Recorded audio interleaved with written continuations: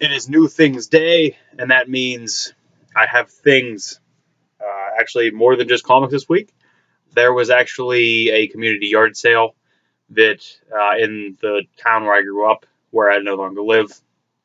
As a kid, I remember it being every house. There was definitely not close to that, but I did end up finding a few things. I'm going to do comics first, move into what I got yard sales. I got some vinyl, and then, of course, the books. This may be a long one. I'll try to get through it as fast as I can because I don't want to watch me for longer than I need to. I don't want to talk for longer than I need to because I hear myself. What is this? I don't care. Moving on. Books this week, new books. First thing I got is Manifest Destiny 20. I just hopped on this at the start of this Sasquatch story, and I'm enjoying it. I read the first trade of Manifest Destiny, and I really enjoyed it. So then I just decided to hop on it with this new story arc. I got Green Lanterns #1. Had to get the cover with Simon Baz on it. I did enjoy the cover with, I don't know her name yet, but Simon Baz was on their cover. So I had to get this one because Simon Baz is truthfully the only reason I'm reading this book. Just don't know why he has a gun yet. Now, speaking of covers, I didn't like either of these covers. This is Batman #1. And I know, if you're familiar with me, you're saying, Brandon, I thought you hated Batman. I thought you despised Batman. And that was true. But seeing Batman vs. Superman actually changed my opinion on Batman. Ben Affleck himself changed my opinion on Batman. I decided to give him another shot. He reinvigorated that character for me. I'm going to try to just look past the brooding. I hope maybe this book isn't the same. Also, Tom King writing this, who's just destroying it on Vision, kind of sold me. So I'm all in for Batman. I didn't like either of these covers, though. I think this one would be all right if it was just Batman. It seems messy with the other things. I don't know. That's just me, though. We'll see. Maybe it'll relate to the story. Another book that I'm actually really enjoying is Jughead 7. I actually am loving the new Archieverse, everything about it. So Jughead should be a must-read for anybody who wants a fun Archie-related book. Because it's not Archie, and every story, I think I said this the last time I talked about this, and there's one core story that's following it the whole way through, yet there's always a dream sequence of some sort. The Jughead falls asleep and dreams, which is this outlandish, crazy story. He's either a superhero, he's in prison, he's in an action movie, there's always something extraordinary in it, and it makes this book that much better. Uncanny Inhumans #10. I love anything Inhumans, and I'm a big fan of Reader, so I'm going to see where this is at. I can't believe this book's on 10. I didn't think we were that far. I hope I didn't miss any. I don't think I did. All New Inhumans #8. That's an awesome cover, too. I'm a big fan of that cover. Uncanny X-Men #8. Following the Apocalypse War storyline, which I'm not following because this is the only X book I read because Cullen Bunn's writing it. But Phantom X on the cover means good things for me because I'm a Phantom X fan through and through. We got the Civil War II crossover, Deadpool 14. Got Deadpool playing cards with all of his mercs here. I had an opportunity to get the variant of this, but I did not like it. There was no reason for it to be a variant. I could see this being more of a variant than the other one. Another Civil War II crossover. That's not a crossover. Kind of tie-in, I guess is the word I'm looking for. International Iron Man 4. I was lacking in Iron Man. I love Iron Man, and it's hard for me to get on board with Brian Michael Bendis writing anything after he fucked me on Age of Ultron. Oh my god, am I mad about that. Okay, getting over it. We're over it. But International Iron Man gives me kind of old Tony, which is kind of what I want to see. And I don't mean old age, I mean young Tony, I guess I should say. I don't know how it's going to tie in with Civil War II. That should be interesting. And then last but not least this week, well, maybe least, because I don't understand why this book has to be $5. We have Civil War II. This is the Steranko variant, which has been recycled. This was a poster for different Comic-Cons, including my hometown, Pittsburgh Comic-Con, as well as I believe something similar was used in the Dallas Comic-Con. But it's almost identical to the Pittsburgh Comic-Con poster. I don't think I tried to Google and try to find the exact poster, and I couldn't really find it. But I think I own it somewhere, like an autographed one. I don't know. I might. But there's no reason for this book to be $5. It's like they're making up for DC selling their books for $2. Okay, next, yard sale pickups. Now, anybody who watches this knows that the exact number of books I got from that bookstore is 428, I believe. 428 total books. But that didn't stop. Well, it did stop me looking for books at yard sales. I tried to just not even look at books, as I knew if I found something I would get it. But we did stumble across this. A nice Barnes & Noble Grimm's Fairy Tales with the gold paper edges, and it's just a really nice copy, nice illustrated inside cover. It's a really nice copy. We have it, but it's kind of not, it's not this nice gilded edition, if you will. It has a ribbon bookmark and everything. But it was a quarter, so that got added to the collection. Other flea market pickups I bought, I got a shelf because we desperately needed a shelf. I put some books on that, and it did not help this room at all. But I did find a couple vinyl that I've been looking for in decent condition, and these are actually in a lot better condition than I thought they were.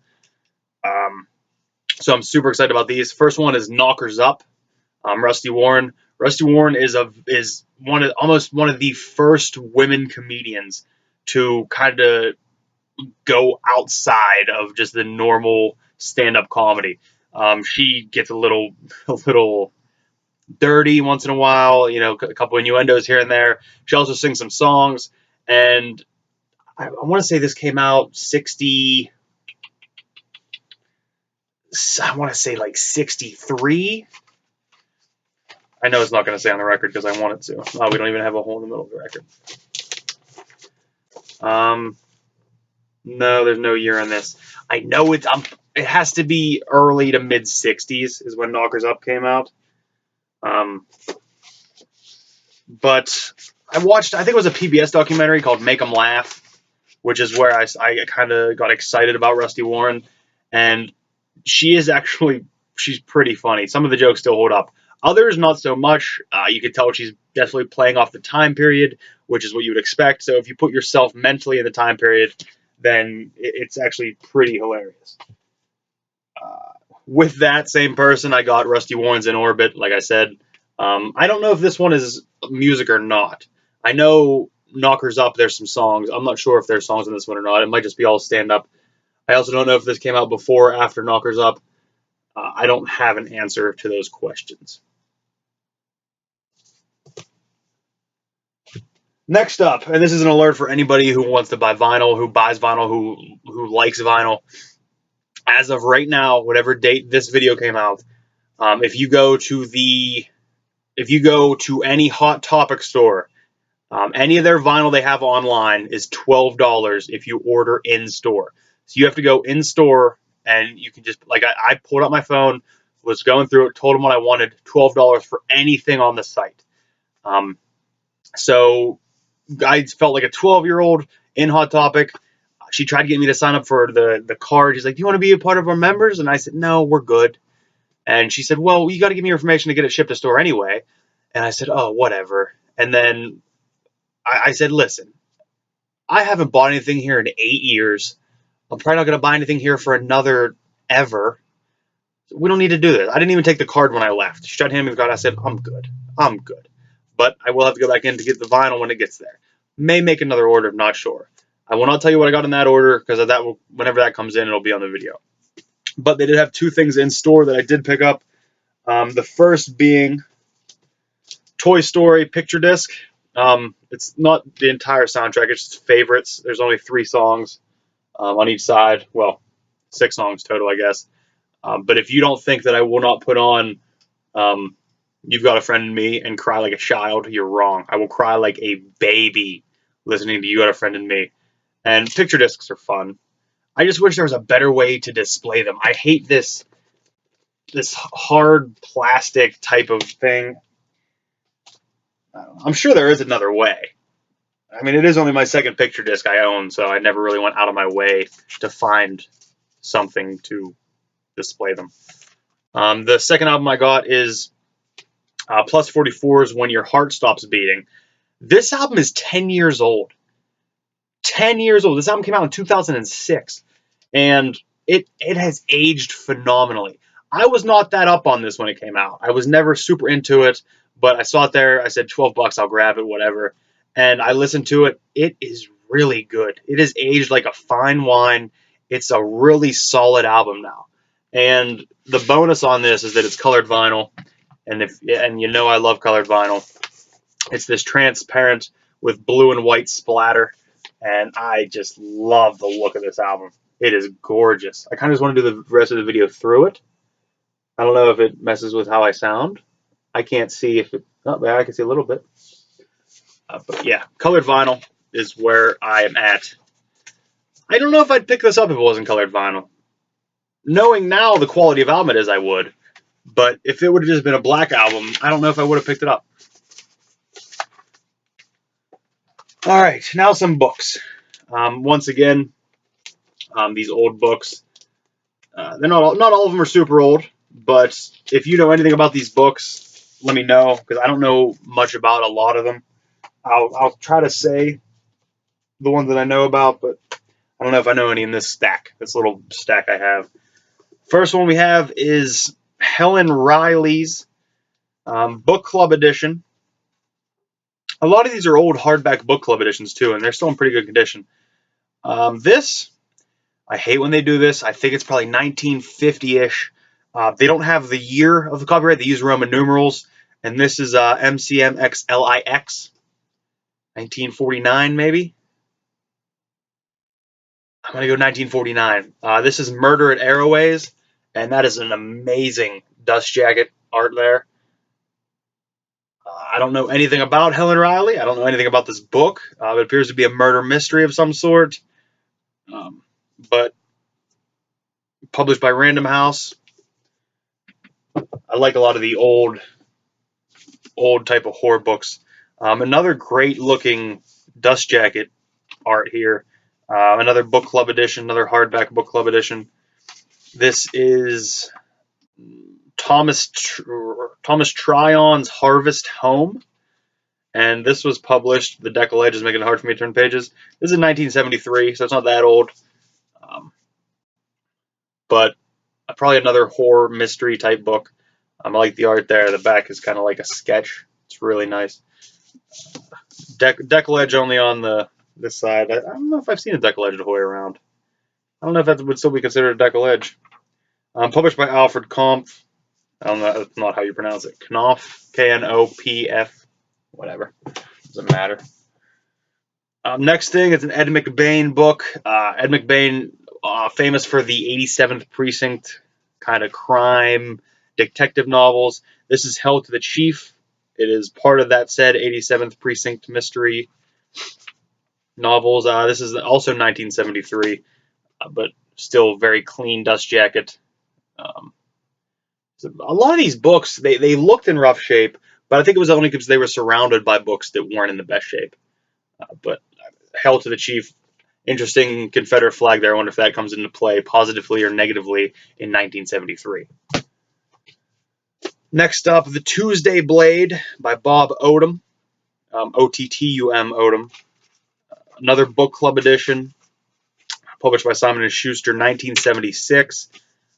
Another great book cover here. Kind of very simple with the mirror and the sink and the razor there. I wonder how it'd be shaving with a straight razor in this day and age. I'm sure they could sharpen them better now, right? Right. Already had a copy of this, but in paperback. This is another book club edition. 1973 published, nice hardback. Everybody knows this book, Peter Moss's Serpico. If you don't know the book, you probably know the movie. If you don't know the movie, you're probably too young, and you should check it out. Al Pacino was in the movie, I believe.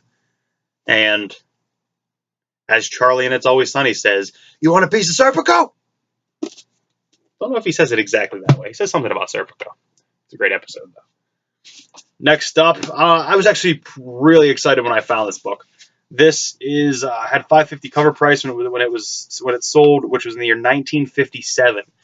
I can't even fathom paying $5.50 in 1957 for a book. But this is the first printing of Studies on Hysteria by Joseph Breuer and Sigmund Freud. And I'm actually kind of super stoked to read this, although I'm sure it's very dry and very just bland. But I feel like I'm going to get involved. I feel like I'm going to get into it. And the nice dust jacket on it does not steer me away from it. There's a little bit of a stain on the back of it. Looks like maybe some glue residue or something. But there's also a little rip where there looked like there was a price tag maybe at one point on the spine dust jacket. But the definitive edition, newly translated and edited by James Strachey with the collaboration of Anna Freud. So I guess Sigmund's wife? I want to say wife. Wow, wife is Sigmund Freud. What a life that would be. Oh, oh. She could not have been happy. And lastly, with this batch, it's definitely not lastly. I have books to show in these videos till the end of time. One of my favorite authors of all time. I never read this book. It looks like this even precedes my favorite book by him, which is one of my favorite books probably ever. It'll always be my top 10, maybe top 5. Norman Mailer, who wrote the Executioner Song. This is the Deer Park hardcover, no dust jacket. 1955 this was published, and so yeah, it precedes Executioner Song, I believe. Published by Putnam. Little rip in the top of the spine here. I was actually looking into going into a type of binding school and taking classes on how to bind and how to mend books and how to repair and how to restore books, because I tried like investigating how to do it myself online, and it's such a task that I think I would really enjoy going to a class and taking some classes and learning how to do that, and perhaps even turning it, making some money with it. I don't know, but I just love books so much. I would love to mend them. I would love to help them. I would love to heal them, and in turn heal me. Now we're getting deep. Sigmund Freud, where he's at. Where he's at. I better turn all these books in and get some grammar books, some usage books. All right, I'm done. I don't even know what to hold up. My hands. I'll put them in the air, wave them like I just don't care. I guess I'll hold up my comics because they're closest and I don't have to turn around to do it. Thank you for watching. Here, make this look official. Spread them out. There we go. Feel like I'm bending them. Feel like I'm bending them. Feel like I'm bending them. There we go.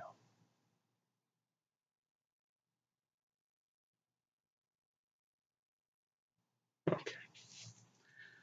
Has to be a better way to do that.